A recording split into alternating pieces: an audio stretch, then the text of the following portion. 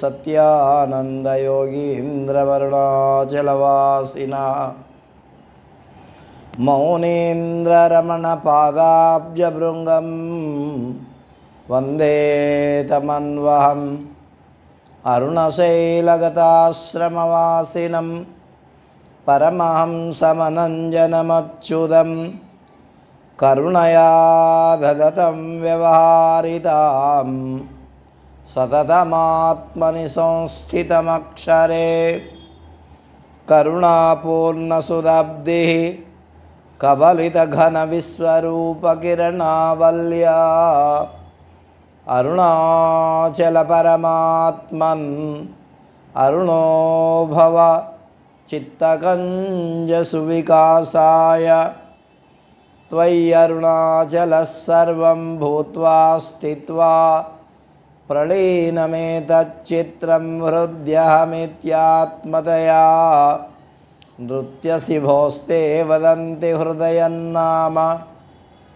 त्वत्पादाम्बुजमर्चयामि परमं त्वां चिन्तयाम्यन्वहं त्वामीशं शरणं व्रजामि वचसा त्वामेव याचे विभो वीक्षां मे दिश चाक्षुषीं सकरुणां दिव्यैश्चिरं प्रार्थितां शम्भो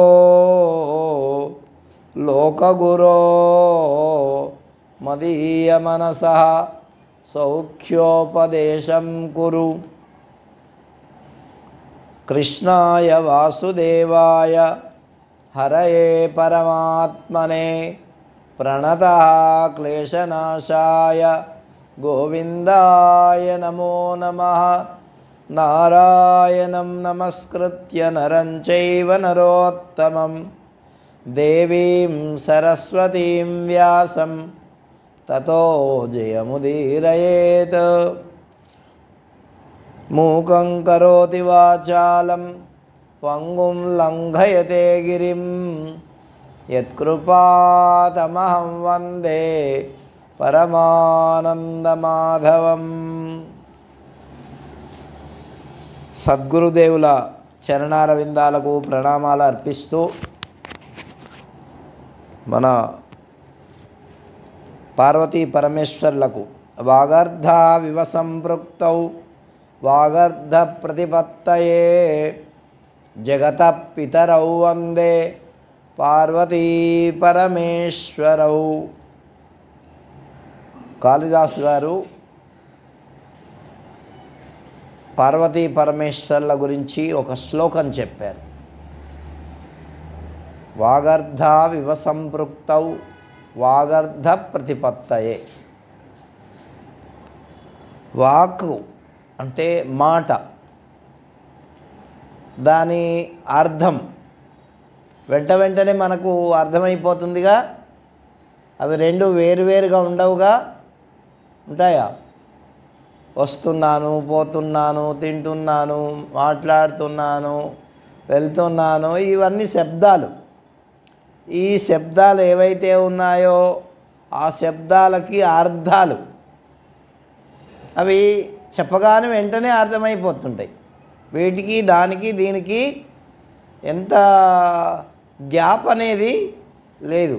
వాక్ అర్థం అవి రెండు ఎలా కలిసి ఉన్నాయో అలాగా పార్వతీ పరమేశ్వరులు కలిసి ఉన్నారట. వాళ్ళకు విడదీయడానికి ఏమాత్రం సావకాశం లేదు. వాక్ అర్థం వాగర్ధ వివ సంపృక్తౌ వాగర్ధ ప్రతిపత్తయే. నిశ్చయమైనటువంటి భావం కలుగుతుంది ఆ శబ్దం వింటే. మరి అట్లా ఉండేటటువంటి పార్వతీ పరమేశ్వర్లకు నేను నిత్యము వందనం చేస్తున్నాను అని చెప్పాడు. వాగర్ధ వివ సంపృక్తౌ వాగర్ధ ప్రతిపత్తయే జగత పితరౌ వందే. వాళ్ళు ఎవరు అంటే ఈ జగత్తుకి తండ్రి తల్లి. అటువంటి వారికి నేను జగత పితరౌ వందే పార్వతీ పరమేశ్వరౌ. పార్వతీ పరమేశ్వరులకు నేను నమస్కారం చేస్తున్నా అని మహాకవి కాళిదాసు గారు చెప్పారు. అద్భుతమైన శ్లోకం అది. అంటే పరమేశ్వరుడు ఎలా ఉన్నాడు, ఇంకా అవి ముందు ముందు అర్ధనారీశ్వరం వచ్చేది అవన్నీ చెప్తారు. కాబట్టి ఇక్కడ అర్ధనారీశ్వరం కూడా చెప్పటం లే, పూర్తిగా వాళ్ళు కలిసిపోయి ఉన్నారు. మనం నిన్న ఎలా దానం చేయాలో, ఏమేం దానం చేయాలో, ఎప్పుడెప్పుడు దానం చేయాలో, ఎక్కడెక్కడ దానం చేయాలో ఆ విషయాలు చాలా వరకు తెలుసుకున్నాం. ఇంకా దాంట్లో చాలా చెప్పి ఉన్నారు. ఓంకారాన్ని జపిస్తూ దానం చెయ్యాలట. ఈ రవి సంక్రమణం సంక్రాంతి వస్తుంది కదా, ఆ రోజు దానం చేస్తే అధికమైనటువంటి పుణ్యమట. సూర్యుడు గ్రహణం వస్తుంది చూడండి, ఆ టైంలో దానం చెయ్యాలట. చంద్రగ్రహణం వస్తుంది, ఆ సమయంలో దానం చెయ్యాలట. మరి సముద్ర తీరంలో దానం చెయ్యాలట. ఇట్లా ఎన్నో విషయాలు చెప్పారు. అంతేకాదు దానానుసంధానానికి ఇంకా విషయాలు చెబుతూ శివరాత్రి రోజు దానం చెయ్యాలట. కాబట్టి ఇట్లా దేశం కాలం అంటే మంచి సమయంలో దానం చేయాలట. ఏమి సమయాన్ని సందర్భాన్ని చూసి దానం చేయాలట. అటువంటి సమయాలు అన్ని సమయాల్లో దొరకవు, కొన్ని.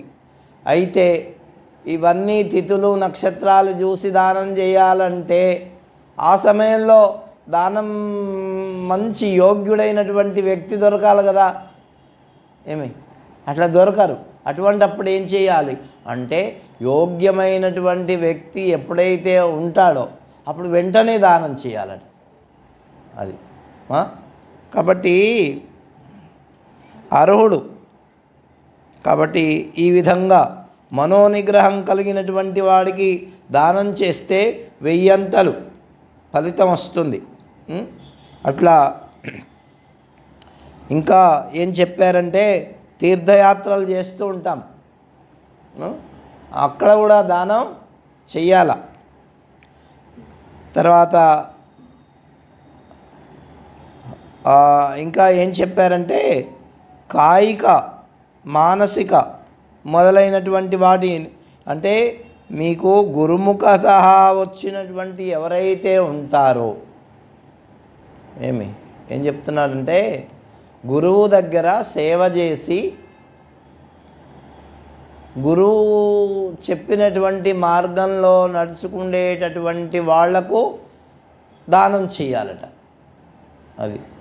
అది అన్నింటికంటే ప్రశస్తమైనటువంటి ఇక అటువంటి వాళ్ళు మనకు ఎప్పుడంటే అక్కడ దొరకరు.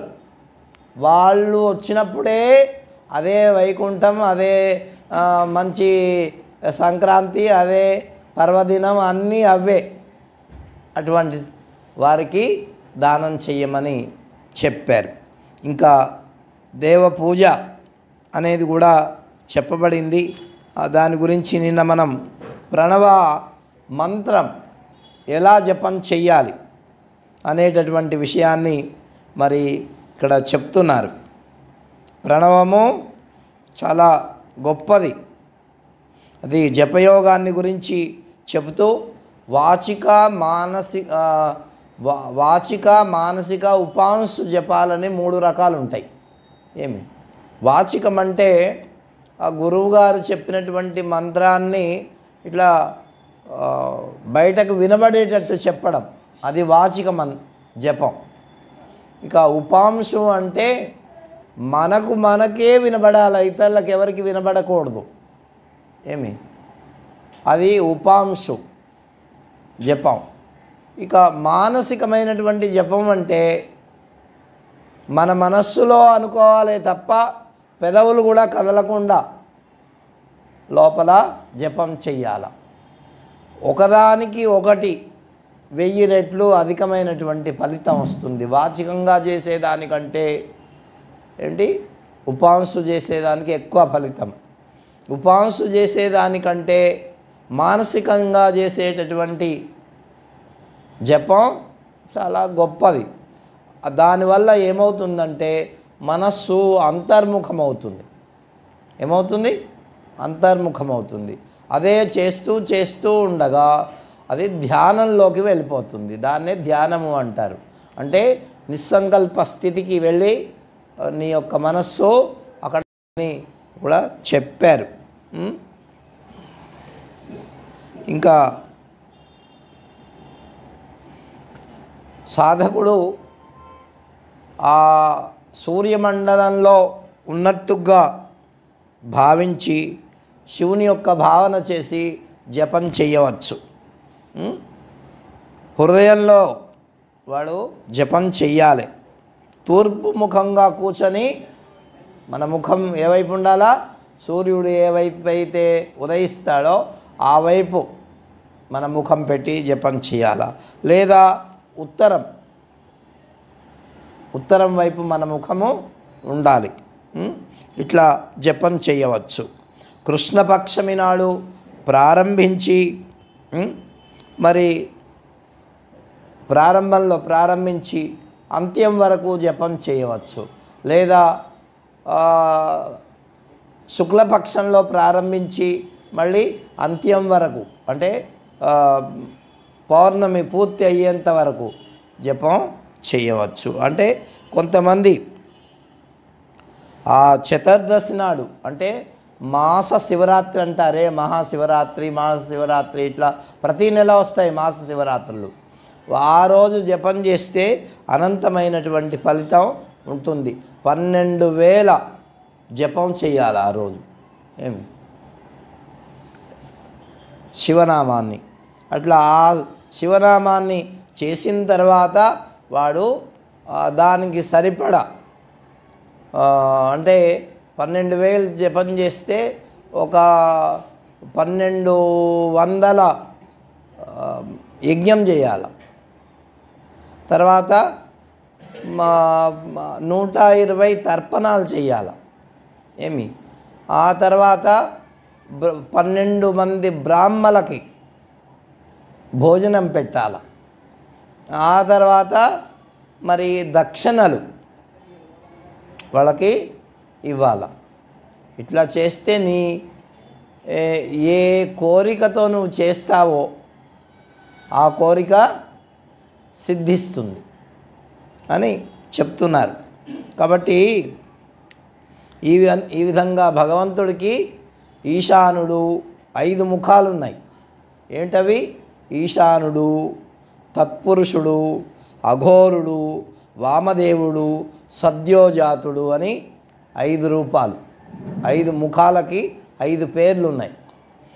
వారిని ఆ విధంగా భావించి మరి శివపూజ, జపము అలా చెయ్యాలి. ఇదంతా కూడా శివస్వరూపమే, శివుని కంటే వేరైనటువంటిది లేదు. మోక్షస్వరూపం కూడా ఆయనే. తర్వాత ప్రకృతి, సమష్టి, బుద్ధి, సత్వరజతమో గుణాలతో కూడినటువంటిది అయినటువంటి అహంకారము. ఈ 5 మాత్రలు ఏమిటి?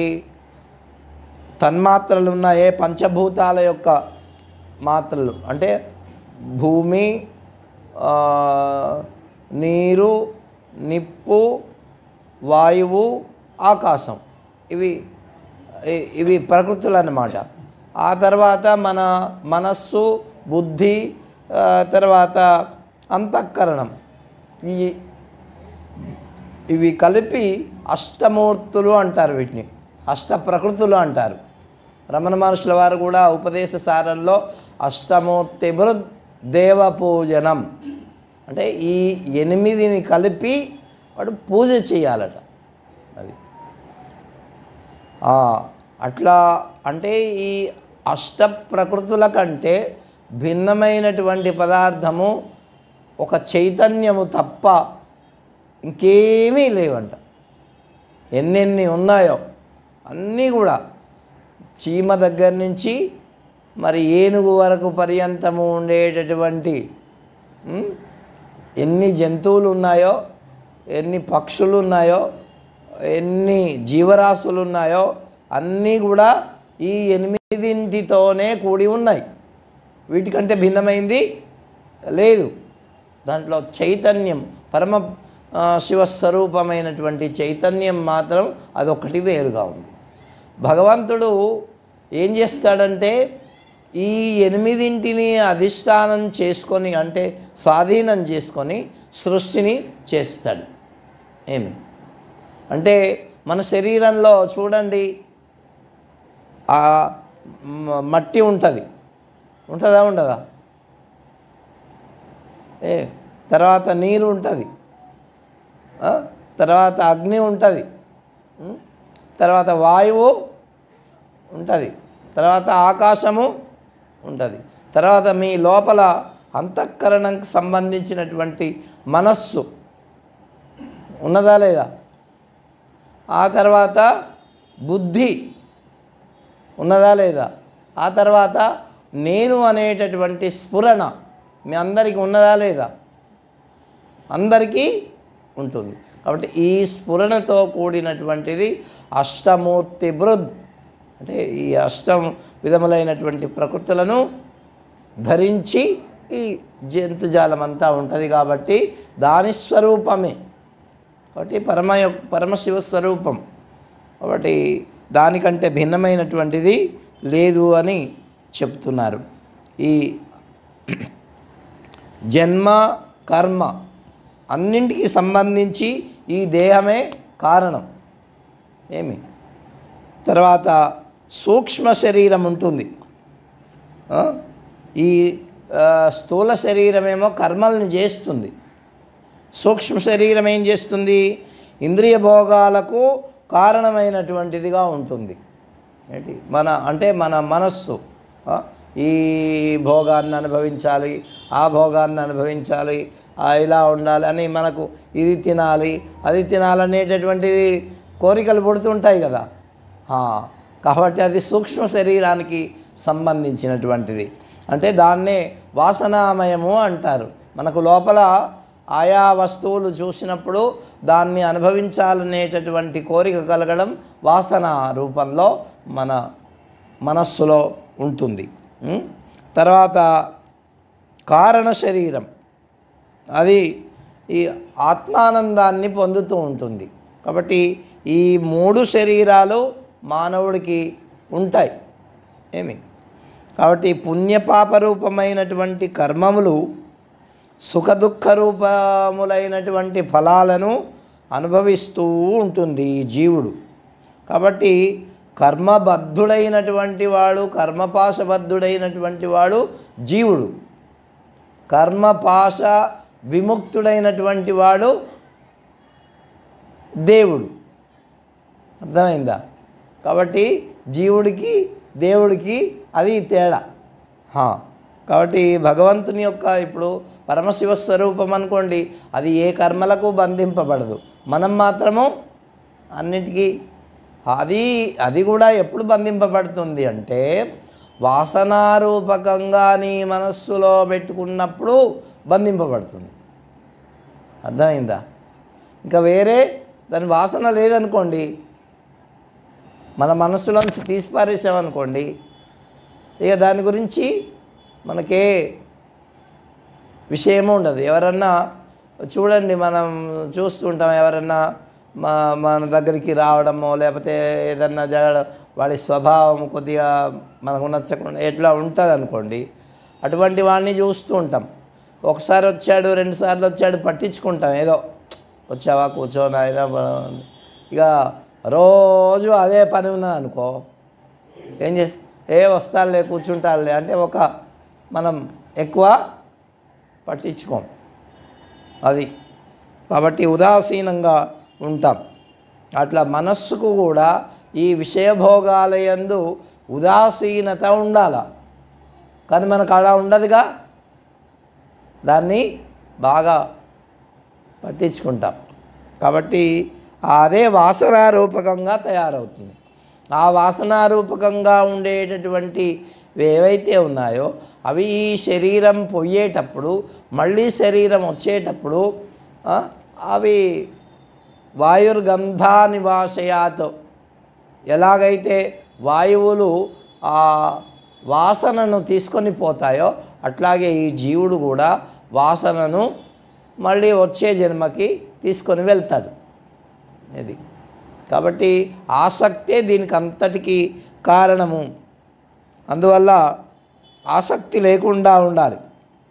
అట్లా ఉండాలంటే ఈ అష్టప్రకృతులతో కూడినటువంటి దాన్ని తెలుసుకొని అట్లా భగవంతుణ్ణి సేవించాలి. సర్వము తన వశంలో పెట్టుకునేటటువంటి వాడు పరమశివుడు. మనకు ఏమిటంటే మనము వాటి వశంలో ఉండేటటువంటి వాళ్ళము మనము. అందుకే కర్మ బద్ధుడు జీవుడు, కర్మ విముక్తుడు దేవుడు. కాబట్టి అటువంటి తృప్తి, అనాది జ్ఞానము, స్వాతంత్ర్యము, అక్షీణ శక్తి, అనంతత్వము ఇవి ఐశ్వర్య స్వరూపములు. ఏమిటి? ఐశ్వర్యములు ఇవి. ఐశ్వర్యం అంటే మనం బంగారము, ధనము మొదలైనటువంటివి ఐశ్వర్యం అనుకుంటాము. అసలు ఐశ్వర్యం ఏమిటంటే తృప్తి. అర్థమైందా? తృప్తి అంటే అనాది జ్ఞానం, స్వాతంత్ర్యం, అక్షీణ శక్తి, అనంతత్వం ఇవి ఆయన ఐశ్వర్యాలు. వేదానికి మాత్రమే తెలుసు ఇవి. ప్రకృతి అష్టకం వల్ల మరి ఇవన్నీ కూడా వశమవుతాయి. అంటే ఈ అష్టప్రకృతులను పూజిస్తే, వాటిని వశం చేసుకుంటే ఈ అష్టైశ్వర్యములు వశమవుతాయి. అందుకే దాంట్లో ఈశత్వ, వశత్వ, ప్రాకామ్య అనేటటువంటి సిద్ధులు. మనం ఈ గారడి వాళ్ళని వీళ్ళని చూస్తుంటాం చూడండి. అంటే వాడు అగ్గి మింగినట్టు చేస్తాడు కదా. ఇంకా ఏవేవో కొన్ని అక్కడ రాళ్ళు మనం ఇస్తే అవి దేవుణ్ణిగా తయారు చేసి అట్లా చూపిస్తారు. ఏమి కొంతమంది ఉంటారు. దానికి ఏం చెప్తారంటే ఈ అగ్ని యొక్క స్తంభనం చేసి మనకు అవి చూపిస్తారట. ఏంటి అంటే మన కన్ను ఏమిటి అంటే అగ్నిస్వరూపం.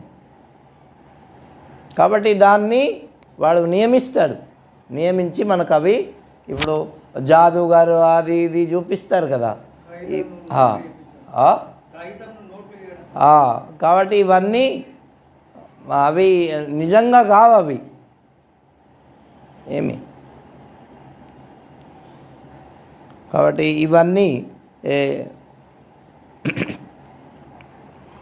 కాబట్టి ఈ విధంగా వాడు అంటే ఒక్కొక్క ఈ అష్టప్రకృతులను వాడు నియమిస్తాడనమాట. అవి తన స్వాధీనం చేసుకుంటాడు.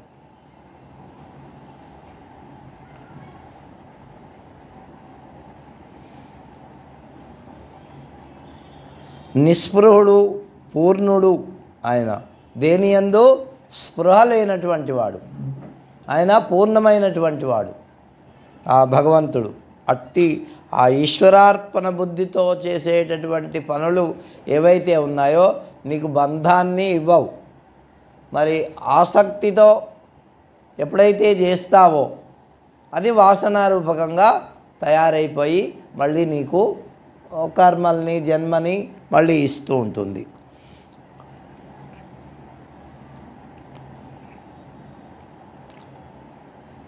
మరి ఈ విధంగా సమష్టి బుద్ధి కూడా వశమవుతుంది. బుద్ధి కూడా వాడికి వశమవుతుంది.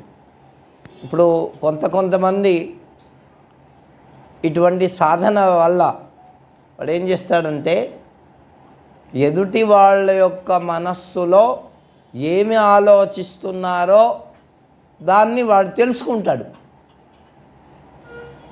ఏమి సాధన వల్ల అట్లా అది తెలుసుకుని వాళ్ళ ముందు ఇవి చెప్తాడు. నువ్వు ఇలా అనుకుంటున్నావు, అలా అనుకుంటున్నావు అంటే, అవును నిజమే మనం ఇలా అనుకుంటున్నావు అని వాడు దాసోహం అయిపోతాడు. వాడికి ఏం అవునా నిజంగానే నేను ఇలా అనుకున్నాను, నిజంగానే ఆయన అనేటటువంటి నాకు ఇది ఉంగరం కావాలా లేకపోతే ఇంకేదన్నా కావాలా అని వీడు లోపల ఇది కావాలనుకుంటున్నావు కదా, ఇక అది కూడా మాయ చేసే ఆయనకు చూపిస్తాడు, ఇస్తాడు. అంటే అట్లా ఉండే వాళ్ళు ఉన్నారు వాళ్ళు. కాబట్టి ఇవన్నీ కూడా ఏమిటి అంటే ఇవన్నీ సిద్ధులు, ఇవి నిజమైనటువంటివి కావు. కాబట్టి రమణ మహర్షుల వారు కూడా ఏం చెప్పారంటే, ఇవన్నీ కూడా మా వెంట దత్తాత్రేయుడికి ఎలాగైతే కుక్కలు తిరుగుతుంటాయో మా వెంట తిరుగుతుంటాయో అవి, వాటిని మేము పట్టించుకోము అన్నాడు. ఎప్పుడన్నా ఏదన్నా సందర్భం వస్తే ఏదన్నా అంటే ఇది అని చెప్తే అయిపోతే అది అంతే, కానీ మేము ప్రత్యేకంగా వాటిని మేము చెయ్యం అని చెప్పి రమణ మహర్షి వారు. అంటే దాంట్లో పడితే ఏమవుతుందంటే, నువ్వు ఇక నీ దగ్గరికి జనాలు రావడం, వాళ్ళకేవో చెప్పడం, వాళ్ళకేదో అడిగిన దానికి సమాధానం చెప్పడం, అట్లానేవన్నీ ఇక లౌకిక ప్రపంచంలో వాడు ఎక్కువ పడిపోయి దానివల్ల కీర్తిని సంపాదించాలనేటటువంటి ఆకాంక్ష కలుగుతుంది. జనాలు వస్తూ ఉంటే కనకం మీద కూడా, అంటే డబ్బు మీద కూడా వాడికి ఆశ కలుగుతుంది. ఇక కనకము కీర్తి రెండు వచ్చాయంటే కాంత కూడా వచ్చేస్తుంది. అర్థమైందా? కాబట్టి ఈ మూడు వల్లనే పతనం అవుతాడని మన పరమహంస గారు, రామకృష్ణ పరమహంస గారు, కీర్తి, కాంత, కనకం, ఈ మూడింటి వల్ల వాడు అసలు దారిలోంచి తప్పిపోతాడట. కాబట్టి పరమహంస గారు చెప్పారు. ఇక సూక్ష్మమైనటువంటి ప్రణవం, స్థూలమైనటువంటి ప్రణవం, పృథ్వీ వికారాలైనటువంటి లింగాదులను గురించి కూడా చెప్తున్నారు. భూలింగము, బిందులింగము, ప్రతిష్ఠిత లింగము, చరలింగము, గురులింగము అని 5 రకాలైనటువంటి లింగాలు ఉన్నాయి. కాబట్టి ఆ 5 రకాలైనటువంటి లింగాలకు పూజ చేయవచ్చు. దేవతలు, ఋషీశ్వరులు, భక్తులు తపస్సుకు మెచ్చి మరి భూమి లోపల నాదరూపంలో ఉండేటటువంటి ఆ పరమశివుణ్ణి, మరి బీజ రూపంలో ఉండేటటువంటి భూమిని ఛేదించుకొని అంకురించేటటువంటి ఆ తీరున ఆ భగవంతుడు దాంట్లోంచి ఆయన ప్రకటితమవుతాడు. అదొక లింగం. అది స్వయంభూలింగం అంటారు. ఏమంటారు దాన్ని? స్వయంభూలింగం. ఇక బంగారము, వెండి మొదలైన వాటితో భూమి మీద కానీ వేదిక మీద కానీ ప్రణవాన్ని జపిస్తూ దాంతో తయారు చేయడం, బంగారంతో వెండితో తయారు చేసేటటువంటి లింగం, అది దాన్ని కూడా అర్చన చేయవచ్చు. ఇక బిందులింగం, నాదలింగం, స్థిరలింగం, చరలింగం. స్థిరం అంటే ఒక చోట స్థిరంగా ప్రతిష్ఠించిందిగా, దాన్ని ఎక్కడికి తీసుకోవడానికి వల్ల కాదు. ఇక చరలింగం అంటే చిన్నవి ఉంటాయి, నువ్వు ఎక్కడికి పోతే అక్కడికి వెళ్ళి ఇట్లా పూజ చేసుకోవడానికి అవి చరలింగములు అంటారు. వాటిని కూడా పూజ చేయవచ్చు. అయితే వీటన్నింటికి ఖండితమైనటువంటి మూర్తులను పూజ చేయకూడదు. అంటే కొన్ని ముక్కలైపోయి ఇట్లా ఉంటాయి కదా, వాటిని చేయకూడదు అని. అయితే దేవప్రతిష్ఠితములైనటువంటి కొన్ని లింగములు ఉంటాయి, వాటికి మాత్రం దోషం లేదు. మనం ఇంట్లో చరలింగాల్లో ఉండేటటువంటి వాటికి మాత్రం అటువంటి పూజ కూడదు. కాబట్టి ఇక శిల్పి తయారు చేసినటువంటి లింగము అది ప్రాకృత లింగము అంటారు దాన్ని. మన శిల్పులు వీళ్ళు ఎవరో ఒకరు తయారు చేస్తుంటారు కదా, అవన్నీ ప్రాకృత లింగాలు. నిత్యమైనది పౌరుషం, అనిత్యమైంది ప్రాకృతం. నాభి, జిహ్వ, నాసికాగ్రం, శిఖ ఈ క్రమంలో కటి, హృదయం, శిరస్సు ఈ 3 స్థానాల్లో భగవంతుణ్ణి భావన చేయాలట. ఎక్కడెక్కడ చేయాలి? నాసికాగ్రం, జిహ్వ, తర్వాత ఈ భృకుటి ఈ 3 యందు భగవంతుణ్ణి తలుచుకొని అక్కడ నువ్వు ధ్యానం చేయవచ్చు. అందుకే భూమధ్యంలో చేయాలని భగవద్గీతలో కూడా చెప్పాడు. నాసికాగ్రం స్వం అన్నాడు. నాసికాగ్రం స్వం అంటే ఏమిటి? ఈ ముక్కు కోసం ఇదానా? కాదు. ఈ ముక్కు కొసకి మధ్య భాగంలో ఉండేటటువంటి భూమధ్యంలో భగవంతుణ్ణి తలుచుకొని అక్కడ నువ్వు జపం చెయ్యాల. ఏమి ఇది సాధన చేస్తూ ఉంటే నీకు ఒక విధమైనటువంటి వెలుతురు కనిపిస్తుంది. ఇక్కడ చేసే వాళ్ళకు తెలుస్తుంది, చేయని వాళ్ళకి ఏం తెలియదు. మళ్ళీ నాకు కనిపించలేదు అంటే నేను ఎక్కడ చూపించేది? కాబట్టి అది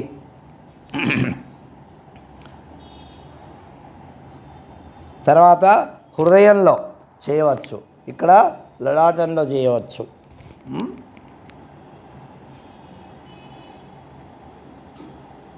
కటి బ్రహ్మలోకం, హృదయం విష్ణులోకం, శిరస్సు శివలోకం.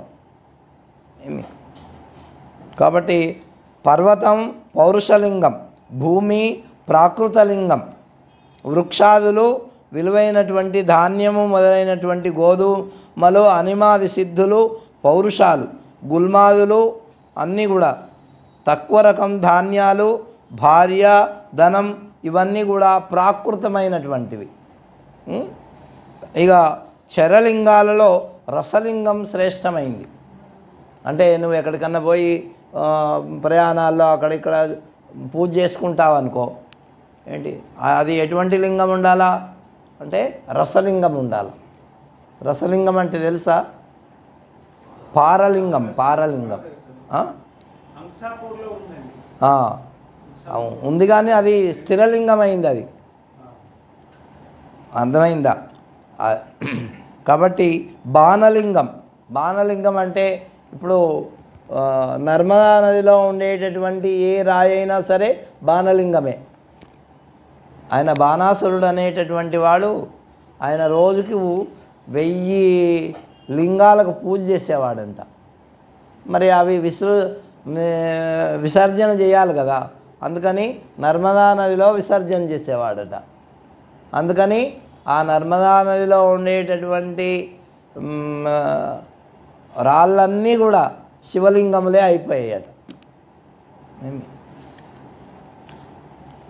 అందరికీ ఇవి పూజనీయం.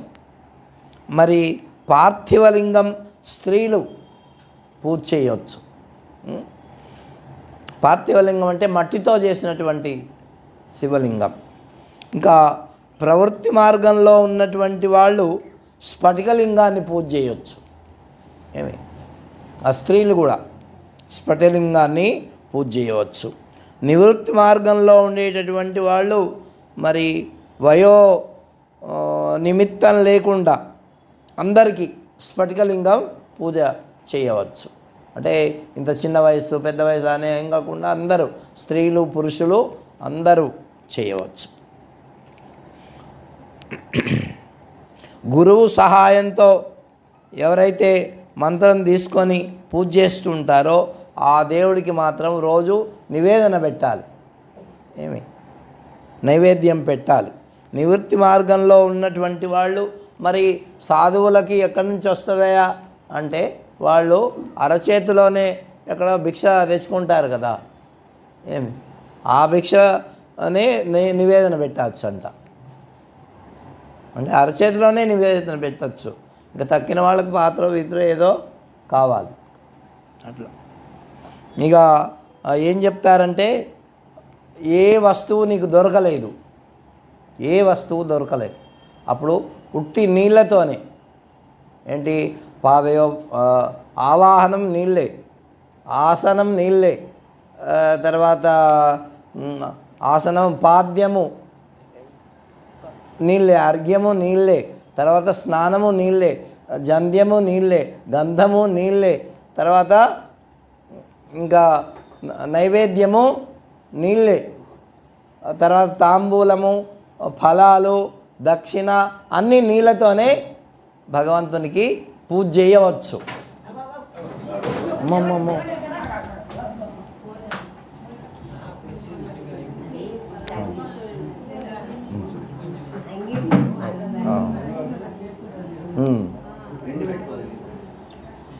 కాబట్టి ఆ విధంగా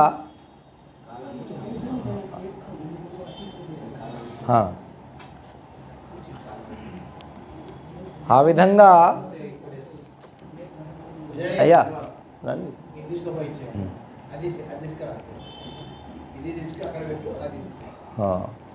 అన్నీ కూడా అంటే నీ దగ్గర ఏ వస్తువు లేనప్పుడు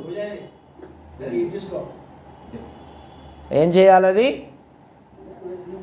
అన్నీ భగవంతునికి నీళ్ళతోనే పూజ చేయవచ్చు. మరి వస్తువులు ఉంటే అన్ని నీళ్ళతోనే చేస్తాను అంటే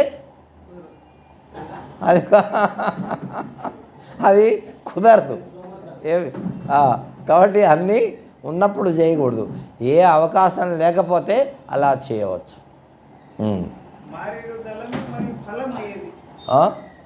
వస్తాయి వస్తాయి అవి నిదానంగా వస్తాయి. నువ్వు రావట్లే, రోజు వస్తే అన్ని విషయాలు చెప్తాం ఒకటి తర్వాత ఒకటి.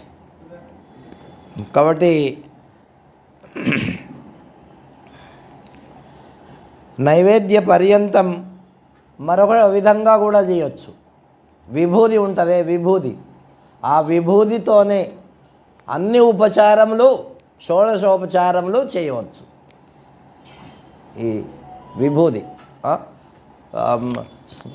ఇది ఆవాహనం దగ్గర నుంచి, ఆసనం దగ్గర నుంచి లాస్ట్ చిట్ట చివర దక్షిణ వరకు, ఆరతి వరకు కూడా అదే విభూతితో చేయవచ్చు.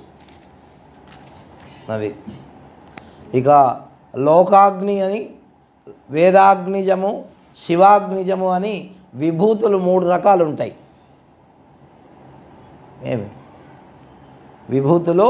విభూతి అంటే విభూతి నొసన పెట్టుకుంటాం కదా, అవి. లోకాగ్ని నుండి పుట్టినటువంటిది భస్మం. భస్మం పాత్ర శుద్ధికి వాడాలి. అది ఇప్పుడు చూడండి, పూర్వకాలంలో మన వాళ్ళందరూ కూడా కట్టెల పొయ్యిలు వాడుకున్న తర్వాత దాంట్లో ఉండేటటువంటి బూడిదను గిన్నెలు తోమడానికి వాడేవాళ్ళు. అవునా? ఎప్పుడన్నా తోమినావా బాబా? అది ఏమి కాబట్టి అది శుద్ధి చేస్తుంది. ఏంటి? పాత్రలను అన్నింటినీ శుద్ధి చేస్తుంది. అది భస్మం. కాబట్టి ఇక వైదికాగ్ని అందు పుట్టినటువంటిది వైదిక భస్మం. అది అగ్నిలో వేల్చి అఘోరేభ్యోదఘోరేభ్యో ఘోరఘోరతరేభ్య సర్వేభ్య సర్వసర్వేభ్యో నమస్తే అస్తు రుద్రరూపేభ్య అని చెప్పి మంత్రం చెప్పి దాన్ని ఆ కర్రలను భస్మం చేస్తారు. ఏమి అవి శివమంత్రాన్ని ఉచ్చరించాలి. దానికి మారేడు, జమ్మి, రావి, మోదుగ పుల్లలను వాడాలి. అర్థమైందా? కాబట్టి అట్లా తయారైనటువంటిది అదొక విభూతి, భస్మం. అది భస్మం అవుతుంది. కాబట్టి అది కూడా శివాగ్నిజము అంటారు దాన్ని. ఏమి కాబట్టి వైదికాగ్నిజము, శివాగ్నిజము ఈ మంత్రాలని ఉచ్చరిస్తూ చేసేటటువంటివి. ఇవి కొత్త కుండలో వేసి జల్లించి ఏంటి గుడ్డతో జల్లించాలి. ఏంటి మంచి గుడ్డతో. అందుకే వస్త్రగాలం అంటుంటారు కదా.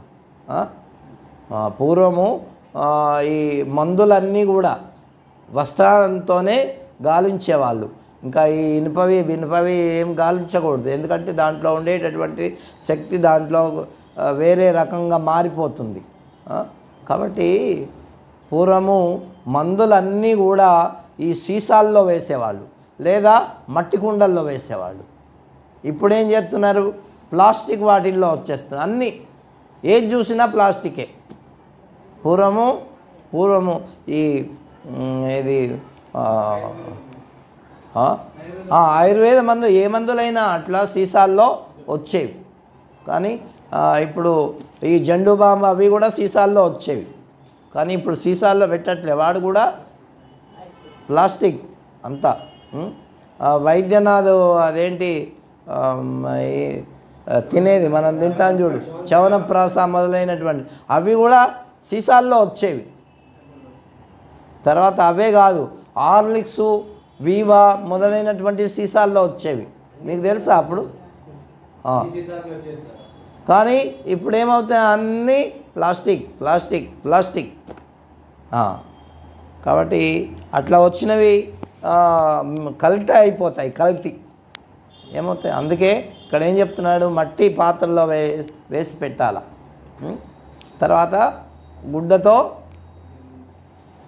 వాటిని జల్లించాల, దాన్ని ధరించాల మానవుడు. ఏంటి ఇవన్నీ ఎట్లా తయారు చేశారో మనకేం తెలియకపోయా. ఏమి ఇప్పుడు స్టీల్ వాటిల్లో పెట్టినా కూడా అవి కూడా చూడండి మీరు, ఇటువంటి విభూది అంటే బూడిద స్టీల్ వాటిల్లో పడితే కొరుక్కొని తినేస్తుంది. చూసారు ఎప్పుడన్నా? చూడలే మీరు? స్టీలు పాత్రల్ని తినేస్తాయి అవి, విభూది బూడిద. అందుకే స్టీల్ వాటిల్లో వాడకూడదు. కాబట్టి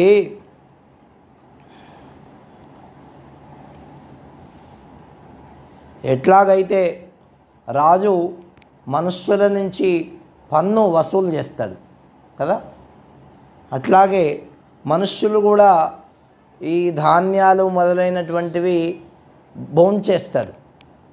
ధాన్యాలు ఆహారం, అనేక రకాలైనటువంటి ఆహారం తింటాడు కదా. తింటే దాంట్లో ఉండేటటువంటి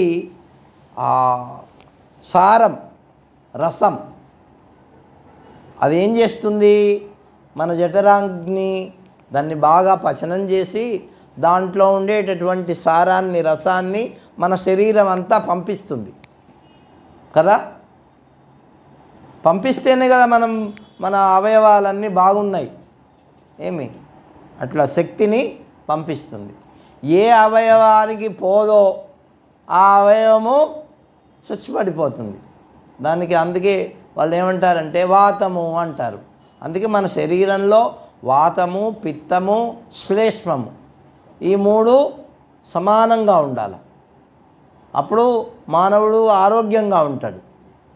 ఎప్పుడైతే అవి ఎక్కువ తక్కువలు అయిపోతాయో శరీరంలో తేడాలు వస్తాయి.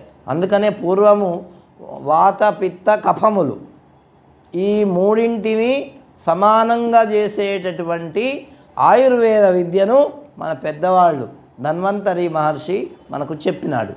అది ఎట్లా తెలుస్తుంది నీలో ఏమున్నది ఏం తక్కువ ఉన్నది అంటే నాడి ఏమిటి, నాడి పట్టుకొని నీలో ఏమి ఎక్కువ ఉన్నది ఏమి తక్కువ ఉన్నది ఏమిటి అనేది అప్పుడు ఉండేటటువంటి వైద్యులు తెలుసుకునేవాళ్ళు.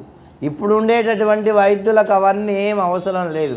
అసలు వాడు నాడీనే చూడాడు, మన ద్వారానే తెలుసుకుంటు నీకేమైంది, దగ్గొస్తున్నది, వాడు ఏదో రాసి పారేస్తాడు అంతేని గంగల పోయేమన్నగా. అదిగా నా సార్ నాకు తగ్గలేదు అది అంటే మరొకటి రాసిస్తాలే అని చెప్పి వేరే మందు రాసిస్తాడు. ఇది ఇటువంటి డాక్టర్లు. ఇప్పుడు పూర్వం ఉండే డాక్టర్లు అట్లా ఉండేవాళ్ళు. కాబట్టి అట్లా మన శరీరము ఈ ధాన్యముల ద్వారా గ్రహిస్తుంది. ఎట్లా గ్రహిస్తుంది చూడండి, ఇదొక ప్రక్రియ, అద్భుతమైన ప్రక్రియ. ఎవ్వరు చేయలేరు. ఎవరైనా చేస్తారా? వాడు వైద్యుడు కూడా ఏదన్నా మనం చెప్తే అది మన లోపలికి ఇట్లా పొట్టలోకి పోయి మళ్ళీ మన అవయవాలకు పోవాల్సిందే తప్ప ఇంకా వేరే ఏదైనా మార్గం ఉన్నదా? ఏ మార్గము అంటే దేవుడిచ్చినటువంటి ఆ జఠరాగ్ని ద్వారా శరీర పంపిణీ జరగాల్సిందే తప్ప మరొక మార్గము అది సూక్ష్మమైనటువంటి మార్గం. కాబట్టి అది ఎవరు చేస్తారు? నువ్వు చేస్తావా, నేను చేస్తానా? మన లోపల ఉండేటటువంటి ఒకానొక శక్తి చేస్తున్నది, దాన్నే దేవుడు అంటారు. అర్థమైందా? కాబట్టి అదే పరమాత్మ, అదే శివతత్వం, పరమశివతత్వము అదే. అలాగే ఈ ప్రపంచాన్ని అంతా కూడా సృష్టించినటువంటి పరమశివుడు ఈ జగత్తు దహింపబడగా దాని సారమైనటువంటి భస్మాన్ని మరి శరీరానికి పూసుకుంటాడు. అది భస్మధారణ అంటే. అర్థమైందా ఇప్పుడు భస్మధారణ? ఎందుకు భస్మధారణ చేయాలా అంటే మనకందరికీ చెప్తున్నాడు, మనమంతా కూడా ఏమైపోతాం తర్వాత? భస్మం అయిపోతాం. కాబట్టి దేహానికి పూసుకుంటాడు ఆయన. భస్మ మిషతో జగత్ సారాన్ని గ్రహిస్తున్నాడని అర్థం. ఏంటి? జగత్తు సారం అంతా కూడా ఆయన భస్మం ద్వారా గ్రహిస్తున్నాడు. ఆకాశ సారంతో కేశాలు, అంటే కేశాలు అంటే వెంట్రుకలు, మరి వాయుసారంతో ముఖం, అగ్నిసారంతో హృదయం, జలసారంతో నడుము, పృథ్వీసారంతో మోకాళ్ళు, ఈ విధంగా జగత్సారాన్ని ఆయన గ్రహిస్తాడు. అందుకే మన ఇప్పుడు చాలామందికి ఏమిటంటే భూమి స్పర్శ తగలటం లేదు కదా. ఆ భూమి స్పర్శ మానవుడికి తగలాల, తగిలితే వాడు ఆరోగ్యంగా ఉంటాడు. ఎప్పుడైతే తగలదో అప్పుడు వాడికి, అందుకే పూర్వము ఇప్పటికి కూడా ఏం చేస్తారంటే గడ్డి మీద నడవండయ్యా అంటారు.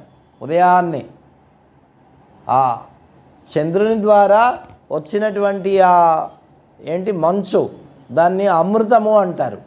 ఏమంటారు? పుష్ణామి చౌషధి సర్వ సోమో భూత్వా రసాత్మక. ఎక్కడ చెప్పాడు ఇది? ఎక్కడ చెప్పాడు? 12వ అధ్యాయం, అది 15వ అధ్యాయంలో భగవద్గీతలోనే చెప్పాడు. సోమో భూత్వా రసాత్మక. ఆ రసము ఇలా తయారయ్యి మానవుడి యొక్క శరీరంలో పోతే మానవుడు ఇట్లా నడుస్తున్నాడు, మాట్లాడుతున్నాడు, తింటున్నాడు, అన్నీ చేస్తున్నాడు. కాబట్టి ఈ రసస్వరూపము మళ్ళీ పరమశివుడు ఆ భస్మం ద్వారా ఆయన ధరిస్తాడన్నమాట. కాబట్టి ఇవన్నీ ఆ భూమి యొక్క శక్తి ద్వారా వీడికి ఆరోగ్యం కలుగుతుంది. అందుకే పంచభూతముల యొక్క సంస్పర్శ వీడికి ఉండాల. ఉండకపోతే వాడు ఆరోగ్యంగా ఉండడు. అది ఇక బ్రహ్మ, విష్ణు, రుద్రుడు వీరు సారభూతమైనటువంటిది మహేశ్వరుడు లలాటంలో ధరిస్తాడు. లలాటం అంటే ఇది పాలభాగం, త్రిపుండ్ర రూపంలో ధరించాలి. ఈ విశ్వమంతా కూడా వశం చేసుకుంటాడు కాబట్టి, చేసుకొని ఉన్నాడు కాబట్టి ఆయన శివుడైనాడు. ఈ ప్రపంచమంతా కూడా తన వశం చేసుకున్నాడు కాబట్టి ఆయన శివుడైనాడు. ఎట్లాగైతే సింహాన్ని వశం చేసుకునేటటువంటి మరొక మృగం ఉన్నదా? లేదు. అట్లాగే ఈ ప్రపంచాన్నంతా వశం చేసుకోవాలంటే పరమశివుడు తప్ప మరొకడు ఎవ్వడు వశం చేసుకోలేడు. కాబట్టి శం అంటే శాశ్వతమైనటువంటి ఆనందం. శం ఏమి మరి ఇకారం ఏమిటి అంటే పురుషబోధకమైనటువంటిది. వకారం ఏమిటంటే శక్తి స్వరూపమైనటువంటిది, అమృతాన్ని బోధిస్తుంది అది. కాబట్టి ఇట్లా కలయిక ద్వారా శివుడు అనేటటువంటి పేరు వచ్చింది. కాబట్టి భక్తుడు తన ఆత్మను శివస్వరూపంగా భావించి వాడు ఆత్మానుసంధానం చెయ్యాలి. అందుకే శంకర భగవత్పాదుల వారు చిదానంద రూప శివోహం శివోహం, చిదానంద రూప శివోహం శివోహం అని చెప్పినాడు ఆయన. కాబట్టి శివతత్వము అదే. గుణత్రయాన్ని నిర్మూలించి వాడు శివస్వరూపుడు అవుతాడు. గుణాన్ రుంధే అంటే గుణములను తొలగించి వాడు శివస్వరూపుడు అవుతాడు. మరి గురుదేహమే గురులింగం అంటే గురువుగారు మనకు ఉంటారు కదా, ఆయన యొక్క శరీరమే గురులింగం. తండ్రి పుత్రుణ్ణి ఏం చేస్తాడు? ఈ సంసారంలో తోస్తాడు. ఒరే పెళ్లి చేసుకోరా, పిల్లలు కనరా, ఇది చేస్తా కదా, అవునా? ఏ తండ్రి అన్నా మనకు చూసి ఒరే ఇవన్నీ వద్దురా, నీకు అటుపోవరా దేవుడి దగ్గరికి అని చెప్పాడా? ఎవరో కోట్లకు నూట్లకు వేలకు ఎవడో ఒకడు ఉంటాడు, మనకేం కనిపించాడు ఏమి. కాబట్టి ఇక్కడ ఏం చెప్తున్నాడు? తండ్రేమో సంసారంలోకి లాగుతాడు, మరి గురువేమో ఈ సంసార కూపం నుంచి బయటికి పడేస్తాడు. కాబట్టి అట్టి గురువును పూజిస్తే పరమశివుణ్ణి పూజించినట్టే. ఏమి అది. ఇంకా మనకు ఆధ్యాత్మిక, ఆది భౌతిక, ఆది దైవిక తాపాలన్నీ ఉన్నాయి. అందుకే భాగవతం చదివితే తాపత్రయ వినాశాయ శ్రీకృష్ణాయ వయం నుమః అని. కాబట్టి ఈ 3 తాపత్రయాలు పోవాలంటే అంటే శరీరానికి సంబంధించిన తాపం, తర్వాత మన మనస్సుకు సంబంధించినటువంటి తాపం ఏమి, తర్వాత శరీరము, మనస్సు, తర్వాత ఏమిటది ఈ 3 రకాలైనటువంటి తాపాలు ఏమిటి? ఒకటేమో ఆది భౌతికం, ఆది దైవికం అంటే ఈ శరీరానికి వచ్చేటటువంటి తాపాలు కొన్ని ఉంటాయి, ఈ పంచభూతాల వల్ల వచ్చేటటువంటి తాపాలు కొన్ని ఉంటాయి, తర్వాత మన మనస్సుకు వచ్చేటటువంటి తాపాలు కొన్ని ఉంటాయి. ఈ 3 తాపాలు పోవాలంటే పరమశివుణ్ణి పూజించాలి. ప్రత్యక్షంగా ఉండేటటువంటి గురువును పూజిస్తే ఈ 3 కూడా పోతాయి. అర్థమైందా? కాబట్టి ఇటువంటి తాపత్రయాన్ని తొలగించేటటువంటిది ఎవరు? పరమశివుడు. ఒకవేళ శివభక్తుడు బాగా ధనం ఉండేవాడు అయితే ధనాన్ని బాగా విస్తృతంగా భగవత్ సేవలో వినియోగించాలి. 10ఊరికి భోజనాలు అవి తర్పణాలు అటువంటివి పెట్టాలి. ఒకవేళ సత్రంలో పూజిస్తారు కొంతమంది, ఏమిటి శంభుసేవ. ఇప్పుడు శ్రీశైలం వెళ్తామనుకోండి, అక్కడ భోజనాలు బ్రహ్మాండంగా నెయ్యి వేసి మరీ భోజనాలు పెడుతున్నారు. ఇప్పుడు ఎలా పెడుతున్నారు నాకు తెలియదు, కానీ నేను ఒక 5-6 ఏళ్ల కింద వెళ్ళినప్పుడు అట్లా మంచిగా లోపల భోజనాలు పెట్టేవారు. ఇప్పుడు కూడా పెడుతుంటారు, అట్లేం కాదు. కాబట్టి అట్లా భోజనాలు అది దాన్ని ఏమంటారు? శంభు సత్రం అంటారు, సత్రం. కాబట్టి ఇంకా వాడు బీదవాడయ్యాడనుకో ఏం చేయాలా అంటే మౌని అయి అటువంటి సత్రంలో భోజనం చేయాలి. లేదు అంటే భిక్షాన్నంతో భోజనం చేసి భగవంతుని యొక్క సేవ చేయాలి. భగవంతుని సేవ చేయకుండా భిక్షమెత్తుకోవడం కూడా పాపమే ఏమి. కాబట్టి పార్థివలింగం అలాగా అంటే మట్టితో తయారు చేసినటువంటి లింగం అంటే ఇంకా ఈ మృత్తు మొదలైనటువంటివి, తర్వాత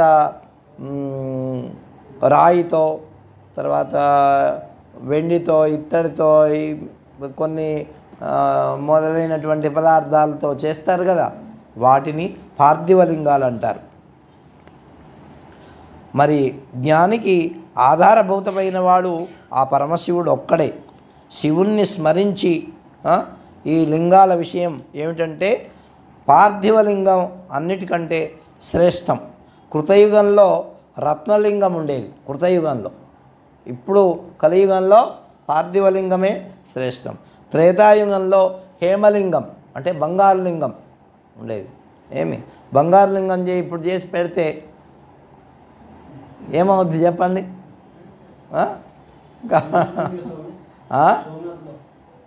సోమనాథ్లో ఉండేది బంగారు లింగం కాదు. అంటే బంగారు పూత అదంతా గోపురం అదంతా పెట్టినారని విన్నాము.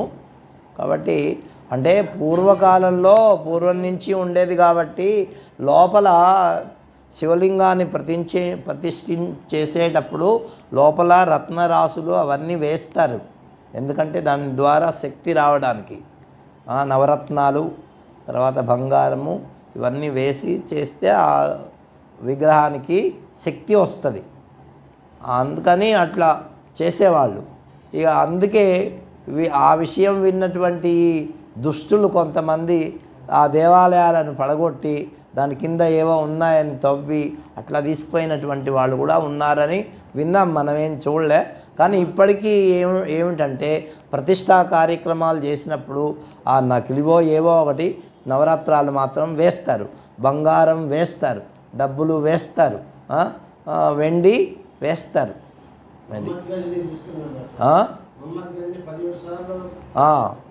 తీసుకున్నారట, మనకు తెలియదు. కాబట్టి ఈ విధంగా అట్లే పార్థివలింగం శ్రేష్టం. దేవతల్లో మహేశ్వరుడు, నదులలో గంగానది, మంత్రాలలో ఓంకారం, మనుష్యుల్లో వేదాధ్యయనం చేసినటువంటి తత్పురుషుడు, నగరాలలో కాశీ, వ్రతాలలో శివరాత్రి, దేవీమూర్తుల్లో శైవీశక్తి అనేటటువంటివి అన్నీ కూడా శ్రేష్టమైనటువంటివి.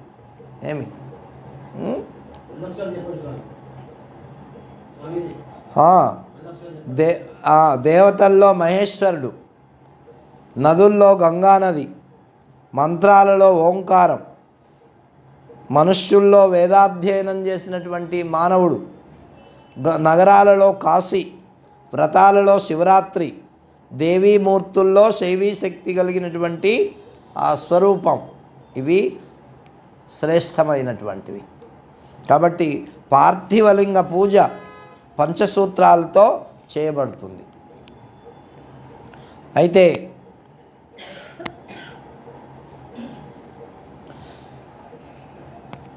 ఈ శివలింగానికి ఒక వేదిక ఉంటుంది. అంటే పానమట్టం అంటారు కదా, శివలింగము కింద ఒక పానమట్టం చూస్తారు కదా, ఎక్కడైనా పానమట్టం కింద ఉంటుంది కదా. మనం మొన్న ఇక్కడ బాబుల్నాథ్ వెళ్ళినప్పుడు శివలింగం ఉన్నది, దాని చుట్టూ అది ఉన్నది కదా, దాన్ని పానమట్టము అంటారు. కాబట్టి అది లేకుండా ఉండదు. ఇవి రెండు శివశక్తి స్వరూపములు కాబట్టి అవి కలిసే ఉంటాయి ఎప్పుడైనా. వీటిని కూడా గృహసూత్రాల ద్వారా స్నాన, సంధ్యావందన, బ్రహ్మయజ్ఞ, పితృతర్పణాది కృత్యాలు ఆచరించేటప్పుడు శివపూజ చెయ్యాలి. అంతేకాదు శివునికి నమశంభవేచ ఆపో ఇష్టామయో భువ ఊర్జే దదాతన మహేరణాయ చక్షసే యోవ శివతమోరస తస్య భాజయతే హనః ఉషతీరివ మాతరః తస్మా ఆరంగమామవో యథా క్షయాయ జిన్వదా అనేటటువంటి మంత్రాన్ని చెప్పి భగవంతుడికి జలాన్ని సమర్పించాలి. మరి భూరసి అనేటటువంటి మంత్రంతో స్థల శుద్ధి చేయాలి. నమశంభవే చ మయో భవే చ నమః శంకరాయ చ మహేశ్వరాయ చ నమః శివాయ చ శివతరాయ చ అని ఆ క్షేత్ర శుద్ధి చేయాలి.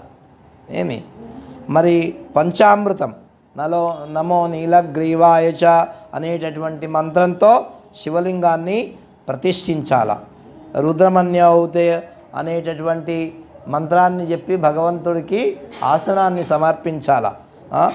మానో మహాంతముతమానో అర్భకం మానౌక్షంతముతమానౌక్షితం మానో వదీహి పితరం మోతమాతరం మానస్తన్వో రుద్రరీరిక మానస్తోకేతరయో మానాయుగుమానో గోకుమానో అశ్వేషు రీరిష వీరాన్ మానో రుద్రభామినో వదీరవిష్మంతో నమసా విధేమా అనేటటువంటి మంత్రాన్ని చెప్పి శివుణ్ణి ఆవాహనం చెయ్యాలి. ఏమి కాబట్టి ఇవన్నీ కూడా వేదంలో చెప్పబడ్డాయి మంత్రాలు. తర్వాత యాతే రుద్రమన్యో అయితే ఇషవే నమః అనేటటువంటి మంత్రాన్ని చెప్పి శివుణ్ణి కూర్చోబెట్టాల. తర్వాత యామిషం గిరిశంతస్తే వివర్గ్యాస్తవే శివాం గిరిత్రతాం కురుమాయి గుంసి పురుషం జగతో అనేటటువంటి మంత్రాన్ని చెప్పి శివునికి న్యాసం చేయాలి. ఏమి అద్యవోచదివక్తో ప్రథమో దివ్యేభిం సర్వాన్ జంబాన్ సర్వాశ్చ యాదు ధాన్య అనేటటువంటి మంత్రాన్ని చెప్పి మరి అధిష్టానాన్ని కల్పించాల, అధివాసం కల్పించాల. ఇంకా శివునికి న్యాసం చెయ్యాల. అసౌ యోవ సర్ప్యతి నీలగ్రీవో విలోహిత అనేటటువంటి మంత్రాన్ని చెప్పి మరి భగవంతుణ్ణి సమీపించాల. నమస్తే అస్తు నీలగ్రీవాయ సహస్రాక్షాయ మీడుషే అతో ఏ అస్య సత్వానోహం తేభ్యోంకరన్నమః ప్రముంచదన్వనం స్వముభయోరాత్యోర్జ్యాం యాశ్చతే అస్తైషవ పరాతా భగవోవప విద్యం ధను కపర్దినో విశల్యోబానమావుత అనేటటువంటి మంత్రాన్ని చెప్పి పాద్యాన్ని అంటే పాదాలు, భగవంతుని యొక్క పాదాలు కడగాల. ఏమి ఇవన్నీ తత్పురుషాయ విద్మహే అనేటటువంటి మంత్రం చెప్పి మరి ఆయనకు అర్ఘ్యాన్ని ఇవ్వాల. త్రయంబకం యజామహే సుగంధిం పుష్టివర్ధనం అనేటటువంటి మంత్రాన్ని చెప్పి ఆచమనం చేయించాల. మనం పూజల్లో ఇవన్నీ వస్తాయి కదా, అంటే షోడశోపచారాలు చెప్తాం కదా. పయ పృథివ్యాం పయోషధీషు పయో దివ్యంతరిక్షే పయోదా పయస్వతీ ప్రతిదస్సంతు మయ్యమ్మ దధిక్రామ్నోకారికం జిష్ణోరశ్వస్య వాజిన సురభినో ముఖాకరత్ ప్రాణాయోగింకితారికత్ అనేటటువంటి మంత్రాలను చెప్పి పాలు పెరుగు అభిషేకం చేయాలి. ఏమి ఇంకా ఘృతం మిమేత ఘృతమస్య అనేటటువంటి మంత్రాన్ని చెప్పి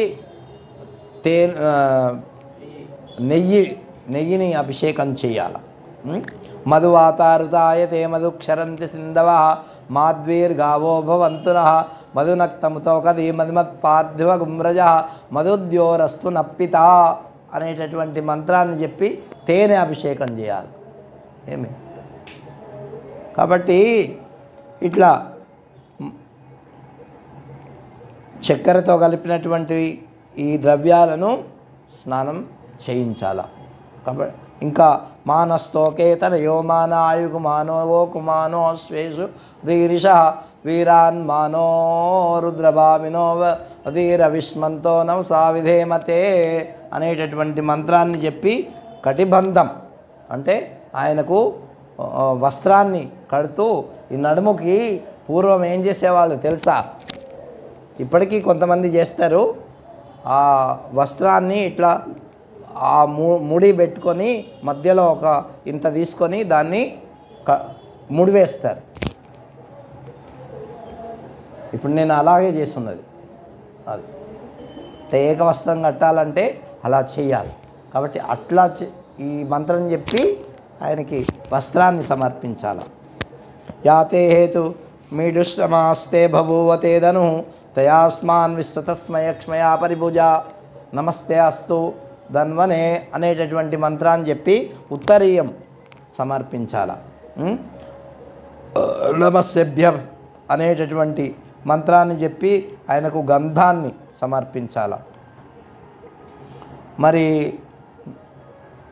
నమ పార్యాయ చ వార్యాయ చ నమస్తోప్యాయ చ లోప్యాయ చ నమస్సేప్యాయ చ పేణ్యాయ చ నమ అనేటటువంటి మంత్రాన్ని చెప్పి పుష్పాన్ని అర్పించాల. ఏమి నమ పర్ణాయ చ పర్ణసద్యాయ చ నమ ఉద్గురమాణాయ చాభిఘ్నతే చ నమో అనేటటువంటి మంత్రాన్ని చెప్పి భగవంతుడికి మారేడు దళం సమర్పించాల. ఇది నమ కపర్దినే చ వ్యుక్త కేశాయ చ అనేటటువంటి మంత్రాన్ని చెప్పి ధూపం అగరును సమర్పించాల. నమ ఆశవే చాజిరాయ చర్మ శీర్ఘ్యాయ శీభ్యాయ చర్మ అనేటటువంటి మంత్రం చెప్పి భగవంతుడికి దీపాన్ని సమర్పించాల. నమ జ్యేష్ఠ్యాయ చ అనేటటువంటి మంత్రాన్ని చెప్పి నైవేద్యం సమర్పించాల. త్రయంబకం అనేటటువంటి మంత్రాన్ని మళ్ళీ పునః చెప్పి స్వామికి ఫలాలు దక్షిణ మొదలైనటువంటివి సమర్పించాలి. నమ గోప్యాయ చ అనేటటువంటి మంత్రాన్ని చెప్పి మరి స్వామికి అన్ని ఉపచారములు చామరంతో కూడా దక్షిణ మొదలైనటువంటివన్నీ సమర్పించాలి. ఇట్లా మానో మహాంతమతమానో అర్భకం మానో ఉక్షంతమతమాన ఉక్షితం మానో వదీహి పితరం మోతమాతరం మానస్తన్వోరుదీర్ష మానస్తోకేతన ఏ మానాయుష్మానో గోష్మానో అశ్వేశురీరిష అనేటటువంటి మంత్రాన్ని చెప్పి మరి భగవంతుడికి ఏకాదశ రుద్రులను ఆవాహనం చేసుకొని 11 మంత్రాలతో ఆయనకు అక్షతలను పూజించాలి. అక్షతలు ఉంటాయి కదా, మనం వేస్తున్నాం కదా. హిరణ్యగర్భ సంవర్తతాగ్రే భూతస్య జాత పతిరేకాసీద సదాధారద్యాముతే కస్మై దేవాయ హవిషా విధేమ అనేటటువంటి మంత్రంతో స్వామికి దక్షిణ ఇవ్వాలి. ఇట్లా అన్ని పదార్థములను ఇట్లా ఒక్కొక్క మంత్రాన్ని చెప్తూ భగవంతునికి సమర్పణ చేయాల. ఇట్లా చేస్తే దీన్ని ఏమంటారు? శివ పూజ అంటారు. ఏమి ఇమాగుం రుద్రాయ తపసే కపర్దినే క్షేద్వీరాయ ప్రవరామహే మతిం యథా సమసద్విప అనేటటువంటి మంత్రాన్ని చెప్పి మరి భగవంతుడికి ఈ పుష్పాంజలి అంటే ఇట్లా చేతిలో నిండుగా పుష్పాలు పట్టుకొని ఆ పుష్పాలను భగవంతుడికి సమర్పించాలి. ఏమి మానవ మహంతమత మానవ ఉక్షితం మాన అనేటటువంటి మంత్రం చేత వాడు ప్రదక్షిణం చేయాల. మానస్తోకేతన ఏమాన ఆయుకుమానో గోకుమానో అనేటటువంటి మంత్రం చేత సాష్టాంగంగా నమస్కారం చేయాలి. ఏమి సాష్టాంగంగా 8 తాకాలట భూమికి. అష్టాంగ ప్రణామములవి ఏంటి?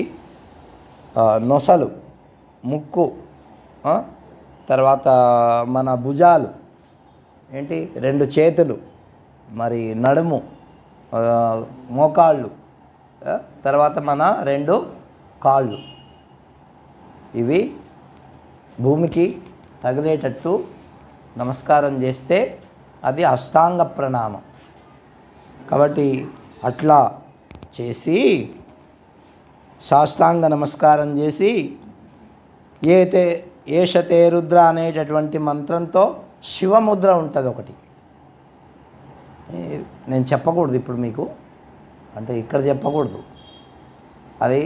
కాబట్టి అటువంటి ముద్రను ప్రదర్శించాలి స్వామికి. అన్ని దేవతలకు ముద్రలు ఉంటాయి, ఒక్కొక్క దేవతకి. ఆ ముద్ర నమస్కారం చేసిన తర్వాత ఆ ముద్రను స్వామికి చూపించి అప్పుడు మనం పూజ పూర్తి అవుతుందన్నమాట. కాబట్టి యతో యతః సమీహసే తతో నో అభయం కురు శన్నః కురు ప్రజాభ్యో భయన్నః పశుభ్యః అనేటటువంటి మంత్రాన్ని చెప్పి అభయముద్రను ప్రదర్శించాలి. అభయం అంటే భగవంతుడు మనకు అన్ని భయాల నుంచి విముక్తిని కలిగించడం కోసం అట్లా. తర్వాత ధేనుముద్రను ప్రదర్శించాలి. ఇట్లా పంచముద్రలు ప్రదర్శించి శివుని యొక్క మంత్రాన్ని జపించాలి. ఇట్లా జపిస్తే ఏమిటి, నీకు కోరికనటువంటి కోరికలు నెరవేరుతాయి. అది ఏది కోరితే అది. కాబట్టి ఇట్లా శతరుద్రీయము ఉంటుంది. కాబట్టి ఈ శతరుద్రీయం ద్వారా భగవంతుని ఎవరైతే అర్చిస్తారో అటువంటి వాళ్ళు మరి అన్నీ వాళ్ళు పొందుతారు. ఈ విధానాన్ని మరి శివానుగ్రహం కోసం నీకు చెప్పానయ్యా అని ఎవరు చెప్తున్నారు?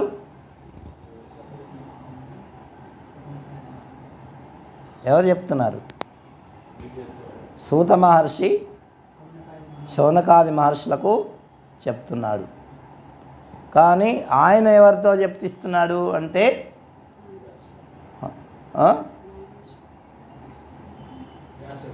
వ్యాస భగవానుడికి ఎవరు చెప్పారు? సనత్ కుమారుడు చెప్పాడు. ఆయనకి ఎవరు చెప్పారు? నందీశ్వరుడు చెప్పాడు. ఇవన్నీ జ్ఞాపకం పెట్టుకోవాలా? లేకపోతే ఎవరు చెప్పారు అంటే మరి ఆ నందీశ్వరుడికి ఎవరు చెప్పారు? సాక్షాత్తు శివుడే చెప్పాడు. కాబట్టి ఇట్లా పరంపరాగతంగా వచ్చినటువంటిదే కానీ మధ్యలో ఎవరో ఏదంటే అది సృష్టించి చెప్పినటువంటిది కాదు. అందుకే ఆ తర్వాత చేతులు జోడించుకొని భగవంతుణ్ణి ప్రార్థన చేయాలి. కైలాసపీఠాసన మధ్యస్థం భక్తై సదానందాభిరచ్యమానం భక్తాద్దిదావానలమప్రమేయం ధ్యాయేదు మాలింగిత విశ్వభూషణం ధ్యాయే నిత్యం మహేశం రజితగిరినిభం చారుచంద్రావతంసం రత్నాకల్పోజ్వలాంగం పరశుమృగవరాభీతి హస్తం ప్రసన్నం పద్మాసీనం సమంతాత్ స్థితమమరగణైర్వ్యాఘ్రకృత్తిం వసానం విశ్వాద్యం విశ్వబీజం నిఖిలభయహరం పంచవక్త్రం త్రినేత్రం అని భగవంతుణ్ణి అర్చించాలట. ఇట్లా ప్రార్థన చేయాలి భగవంతుడికి. 5 ముఖాలతో ఉండేటటువంటి వాడు. తావకత్ స్వద్గత ప్రాణ స్వచ్చిత్తోహం సదామృడ కృపానిధ ఇతి జ్ఞాత్వా భూతనాద ప్రసీదమే అంటే నా మీద అనుగ్రహం చూపవయ్యా అని భగవంతుణ్ణి ధ్యానించాలి. అట్లా ధ్యానం చేస్తే ఇది పూజ అవుతుంది. ఏమవుతుంది? ఇంకా రేపు రుద్రాక్ష మహిమ గురించి, దాంట్లో ఎన్ని రకాలు ఉంటాయి, ఏముంటాయి అవన్నీ రేపు తెలుసుకుందాం. నేనేమనుకున్నానంటే ఇవాళనే ఇవన్నీ అయిపోవాలా అని అనుకున్నా, కానీ ఎక్కడ కాలే. ఇప్పుడు ఎంత అయింది టైము? 20 నిమిషాలు ఎక్కువైపోయింది. నేను చూసుకోలే, ఎప్పుడు చూస్తున్నా అది నాకు సరిగ్గా కనిపించట్లే. కాబట్టి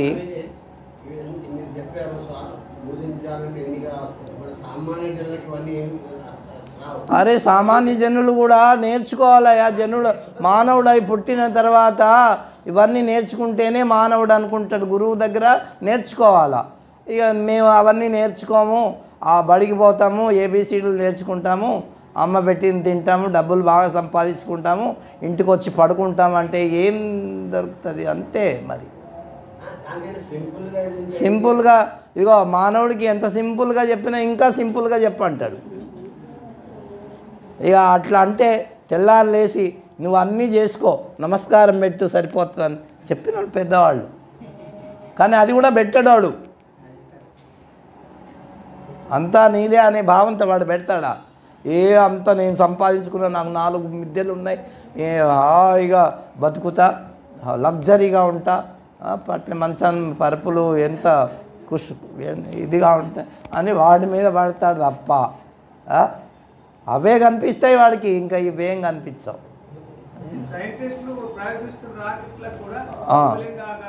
అంతే.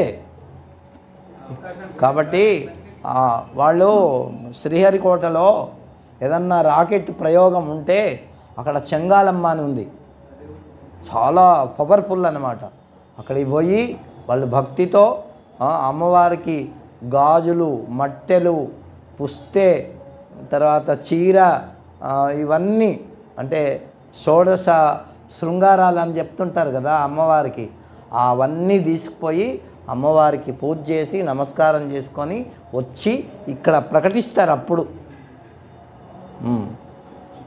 అట్లా ప్రకటిస్తేనే ఇన్ని ఇప్పుడు 150 సెటిలైట్లు మన దేశం నుంచి వెళ్ళినాయి, పైకి పనిచేస్తున్నాయి అవి. కాబట్టి ఏదో అనంతమైనటువంటి శక్తి ఉన్నది. కాబట్టి భగవంతుణ్ణి ఇలా పూజించాలన్నమాట. అండ్ ఇంకా విభూది ఎక్కడెక్కడ పెట్టుకోవాలో అవి కూడా చెప్పాడు. 16 చోట్ల మన శరీరంలో 16 చోట్ల పెట్టుకోవాలంట. ఇక్కడ ఇక్కడ ఇక్కడ మళ్ళీ దీనికి ఇక్కడ లలాటం, ఈ ఛాతికి, తర్వాత పక్కలకు ఇట్లా మొత్తం 16 చోట్ల పెట్టుకోవాలి. అంటే అందుకే రుద్రో భూత్వా రుద్రం యజేతని శాస్త్రం చెప్పింది. ఇటువంటిది ఇంకా చెప్తారు. రుద్రాక్షమాల యొక్క మహిమ అది ఇవాళ చెప్దామనుకున్నా నేను అసలు, కానీ మీ అందరు ఇక్కడ ఇక ఉంటే మేమెక్కడ భోజనం పెట్టేది మీకు. నారాయణ నారాయణ. ఓం శ్రీరామ జయ రామ జయ జయ రామ.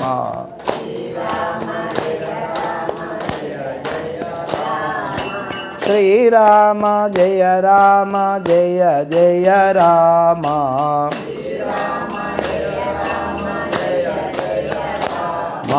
శ్రీరామ జయ రామ జయ జయ రామ.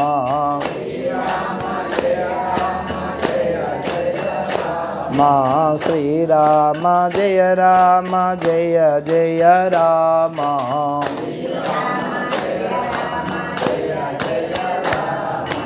శ్రీరామ జయ రామ జయ జయ రామ. శ్రీరామ జయ రామ జయ జయ రామ.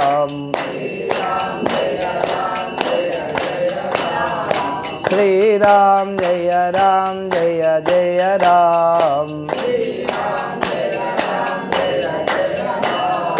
శ్రీరామ జయ రామ జయ జయ రామ. శ్రీరామ జయ రామ జయ జయ రామ. ఓం శ్రీరామ జయ రామ జయ జయ రామ. శ్రీరామ జయ రామ జయ జయ రామ. శ్రీరామ జయ రామ జయ జయ రామ. శ్రీరామ జయ రామ జయ జయ రామ. శ్రీరామ జయ రామ జయ జయ రామ.